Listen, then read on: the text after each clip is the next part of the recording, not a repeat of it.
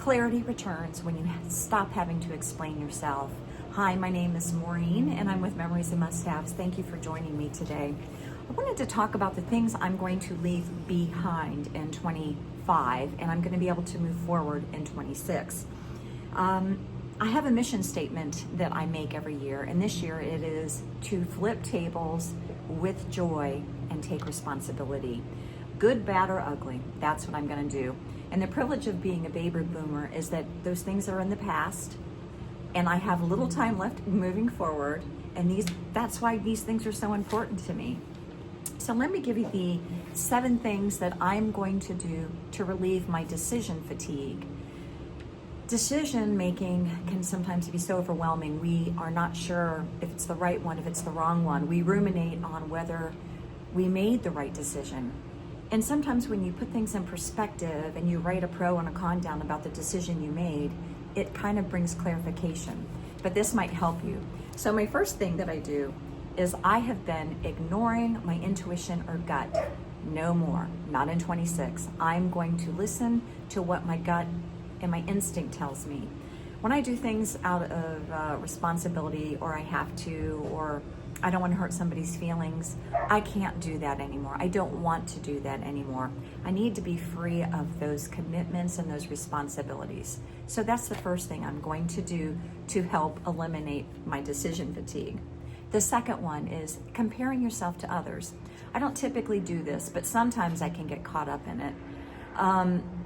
If I would compare myself to Susie Q, let's use social media as an example. If I compare myself to Susie Q, who has 1 million followers and I have 200, you know what? I am okay with that. I'm not going to compare myself to Susie Q, because for me, it's about having engaged people like you who are watching me. That means more to me than having all the subscribers in the world.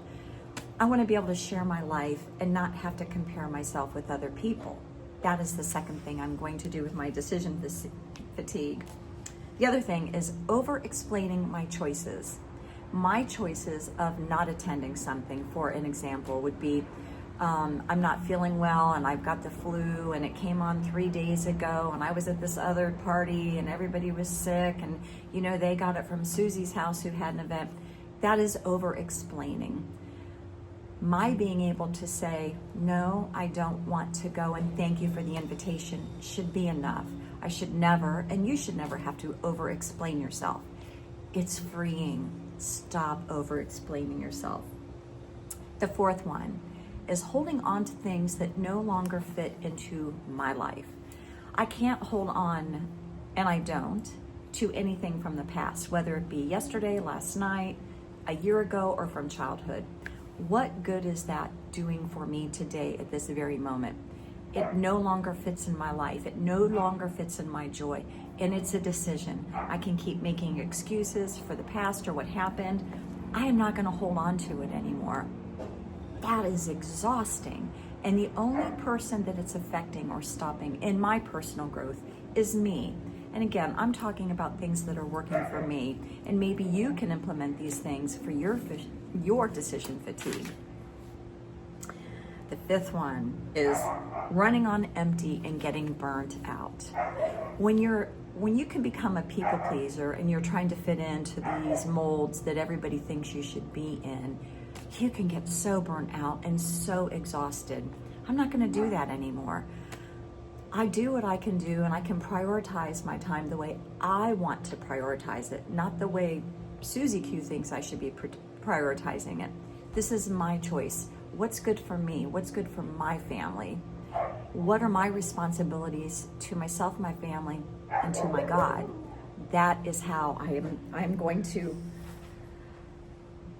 eliminate the burnout, because I can't be all things to all people, nor do I want to. The older I get, the smaller my circle gets, and I'm okay with that. It brings perfect peace to me. The sixth thing is shrinking myself to fit in. So let me give you an example of shrinking myself to fit in. Sometimes I would go to a party that I don't want to go to, and I would rather be kind of in the corner, isolated by myself, instead of being engaged with people.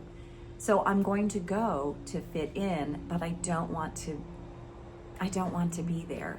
So I'm quiet and I'm in the corner. I'm not doing that anymore. I don't have time for that. I've got less time in my life going forward than I do behind me. I'm not going to have near as many Christmases moving forward as I had in the past. Not at my age. I'm a baby boomer, and my time is precious. My energy is precious, and I'm going to spend it where I want to spend it, not where I have to fit in or to hide in a corner. I'm not going to hide in a corner. The other decision, or what I am going to leave behind, is self-doubt.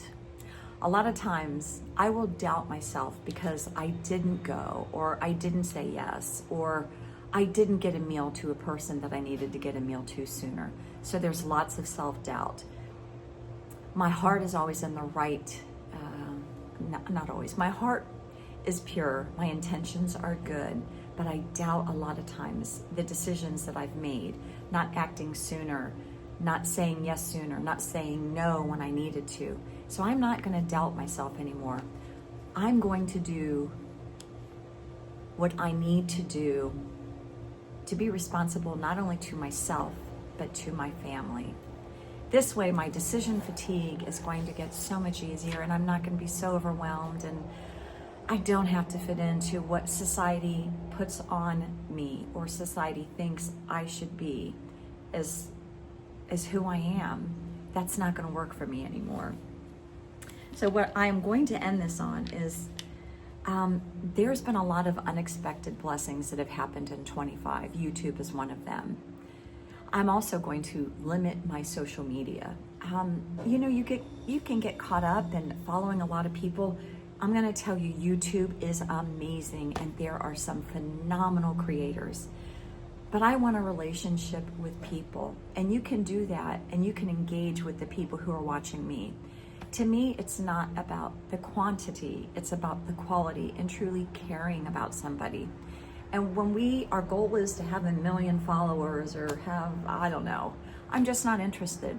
I would rather have people that are engaged, people that I can offer my opinion or offer encouragement to versus the masses, because there are so many people out there for the masses. There's a lot of great content creators out there, and I'm not an expert. I'm just another person who I want to share what my knowledge and what I've gained. And I think as a baby boomer, we have a lot to share with people who may be interested in learning, or maybe somebody who's older that may be open to some suggestions. Maybe some people who are older than me have become, I don't know, codependent, or they live on maybe their children or their grandchildren, what the expectations that they have on them. I'm no longer going to do that. I'm hoping that somebody will take one thing that I suggested and be able to take away and implement that in their life. I hope everybody has a wonderful beginning to 2026. Go out and make a memory. Make today a great day.